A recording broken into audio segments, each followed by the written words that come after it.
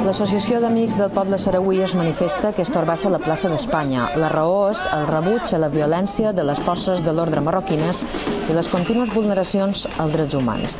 El desencadenant és la detenció d'11 espanyols a la manifestació independentista de Alayun el passat 28 d'agost. Una manifestació que també serveix com a comiat de l'estada estiuenca del nin sarauís.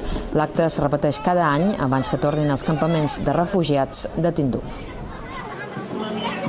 La gran injustícia que està patint el poble saharaui des de fa 35 anys, uns que varen poder escapar i viuen en el desert de Tinduf com a refugiats i els altres que viven a les zones ocupades sempre va de la repressió del govern marroquí, del rei de Marroc, en Mohamed VI, i en constant violació dels drets humans i també denunciar les violacions de drets humans que han patit aquests 14 activistes espanyols i